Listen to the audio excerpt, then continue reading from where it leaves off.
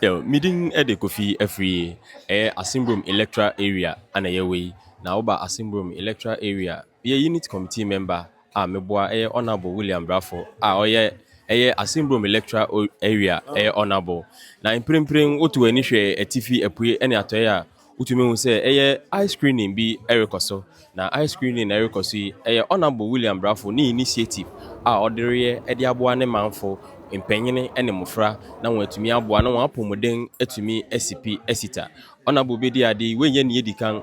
eba ne ice cream na weyɛ ne ɛtɔ so abien health insurance nso abɛbɛtwam kɔ health insurance yɛ ayɛ ne ɛtɔ so abien na ne day ɛyɛ dapɔn dɛ te sɛ ana wafrɛ atitiriw ne anim tiriw wɔn a wɔnim de ɛwɔ aniwa ho sɛ wɔn bra na wɔn bɛboa na wɔn hwɛ ne manfo aniwa na wɔn ayaresa ɛwɔ wɔn aniwa mu no entumi endi mu nti baabi bi a wɔ bi a wɔte yɛn ka no ɛne day Oba mampɔn akuapem Asimbrum prema no so bia ya wɔyɛ yi hɔ na Honorable William Brafo de adɔkotafo akukudam aba a wɔbɛtumi aboa na wahwɛ w'ani no na sɛ ɔhaw bia wɔ ho na bibi wɔ hɔ a ɛte sɛ wɔ ma wo hu a mpanyini ɛbɛma wahu na watumi atu ho anamɔn na atumi aboa na wapɔmuden asipi ahokeka ne de ɛkɔ so papaapa wohwɛ sɛ na mpanyini bebree na akora mfi mamponkurodua mu ha nanso wɔte sɛ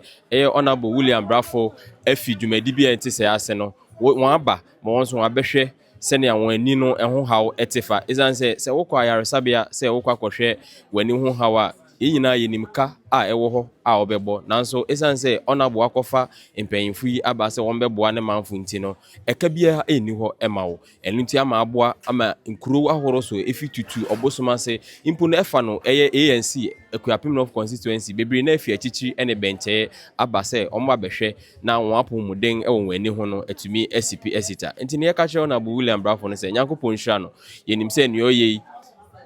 ɛyɛ ne kotokum na ɛnɛ ɛhyɛ no sɛ ɔne nyankopɔn a ɔhyira obi ntumi ndome ɔno a obu a obi ntumi ntum ɔno ɔhyira nsan no nnwuma so ma yɛyie no ɔnka no ho na nea ɔyɛ biara no ɛnwie pɛyɛ na ɛnkɔnkan ne ntumi mboa ne manfo na sɛ bere no so na sɛ ohia ne manfo mmoa nso a ne manfo atumi ahwɛ no na wɔagyan wɔn akyi amfa nkyerɛ no nyankopɔn nhyira Honorable William Brafo papa